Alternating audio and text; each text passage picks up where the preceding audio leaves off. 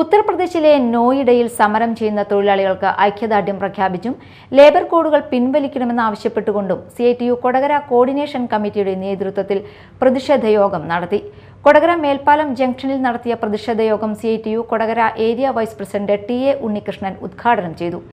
കേന്ദ്ര തൊഴിൽ മന്ത്രാലയത്തിലും അവതരിപ്പിച്ചിട്ടും അതിനൊരു പരിഹാരം കാണാൻ വേണ്ടി തയ്യാറാകാത്ത സാഹചര്യത്തിലാണ് 2026 ഏപ്രിൽ മാസം 13-ാം തീയതി നോയിഡയിലെ തൊഴിലാളികൾ സമരത്തിലേക്ക് വരുന്നത്. അല്ലെ, ഒരു സുപ്രഭാതത്തിൽ പെട്ടെന്ന് സമരത്തിലേക്ക് വരുന്നതല്ല. നിരവധി കാലങ്ങളായി അവർ ഉന്നയിച്ച ആവശ്യങ്ങൾ അംഗീകരിക്കപ്പെടാതെ വന്നതിന്റെ ഭാഗമായിട്ടാണ് അവർ ഈ സമരത്തിലേക്ക് വന്നത്. ഏരിയ കമ്മിറ്റി അംഗം TK പത്മനാഭൻ അധ്യക്ഷത വഹിച്ചു. തുടർന്ന് പ്രതിഷേധത്തിന്റെ ഭാഗമായി ലേബർ കോഡ് ബില്ലിന്റെ copy CITU area secretary PR Prasadan കത്തിച്ചു.